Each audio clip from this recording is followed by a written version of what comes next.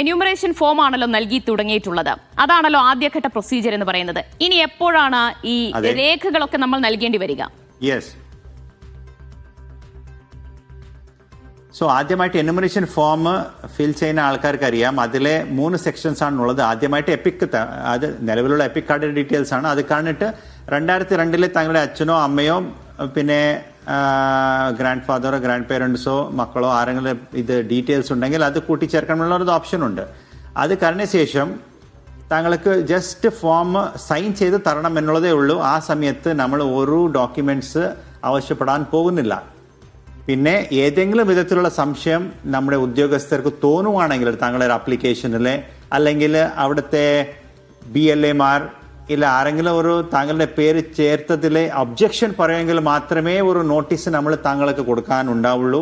ആ സമയത്ത് മാത്രമേ ആവശ്യമുണ്ടെങ്കിൽ നമ്മൾ പറഞ്ഞിട്ടുള്ള 12 ഏതെങ്കിലും ഒരു രേഖ താങ്കൾക്ക് ഹാജരാക്കേണ്ടി വരും എന്നുള്ളതാണ് ഒരു പ്രൊസീജിയർ. അതാണ് ഇപ്പോൾ നിലവിലുള്ളത്.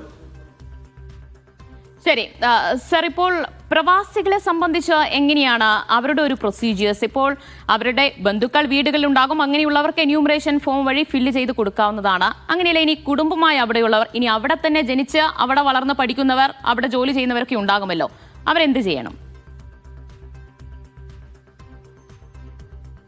ആദ്യമായിട്ട് പ്രവാസി സുഹൃത്തുക്കൾ ഞാൻ നേരത്തെ സംസാരിച്ചപ്പോൾ അവരുടെ ഭാഗത്തിന് ഉണ്ടായിട്ടുള്ള ഒരു 2 പ്രധാനപ്പെട്ട കാര്യം ഉണ്ടായിരുന്നു. ആദ്യമായിട്ടുള്ള കാര്യം, അവരുടെ വീട്ടിലെ അവരുടെ അച്ഛനോ അമ്മയോ ആരോ ഒരു ബന്ധു അവരുടെ വീട്ടിൽ, അതായത് ഇവിടെ കേരളത്തിൽ ഒരാൾ ഉണ്ടെന്നുള്ളതാണ് എനിക്ക് മനസ്സിലാക്കാൻ സാധിച്ചത്.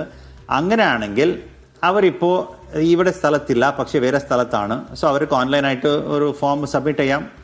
ഇല്ലെങ്കിൽ BLO വീട്ടിലേക്ക് പോകുമ്പോൾ അവരുടെ വീട്ടിൽ ആരാണോ ഉള്ളത് ഒരു adult member of the family, അവർക്ക് വേണമെങ്കിൽ സൈൻ ചെയ്ത് ആ ഫോം തിരിച്ചു കൊടുക്കാം.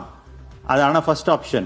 രണ്ടാമത്തെ ഓപ്ഷൻ, വീട്ടിൽ ആരുമില്ല, വീട് പൂട്ടിയിട്ടുണ്ടെങ്കിൽ ഇപ്പോൾ താങ്കളോട് പറഞ്ഞല്ലോ, തൊട്ടടുത്തുള്ള ആൾക്കാരോട് ആരെങ്കിലോട് അത് സംസാരിച്ചിട്ട് BLO വീട്ടിലേക്ക് പോകുന്ന സമയത്ത് ആരെങ്കിലും താങ്കളുടെ ഒരു അവിടെ വീട്ടിലുള്ള ഒരു കാര്യം സ്ഥിരീകരിക്കണം എന്നുള്ളതേ ഉള്ളൂ. സോ നമ്മുടെ പ്രവാസികൾക്കുള്ള ഒരു ആസ്പെക്ട് എന്ന് പറയുന്നത് അവരുടെ കയ്യിൽ, എല്ലാവരുടെ കയ്യിൽ പാസ്പോർട്ട് എന്തായാലും ഉണ്ട്. ഏതെങ്കിലും വിധത്തിലുള്ള ഒരു സംശയം ഇല്ല ഒരു റിക്വയർമെന്റ് വരുവാണെങ്കിൽ മാത്രമേ ആ ഒരു രേഖ 12 ഒരു രേഖ നമുക്ക് ഹാജരാക്കേണ്ടി വരും. എല്ലാവരുടെ കയ്യിൽ പാസ്പോർട്ട് ഉണ്ട്.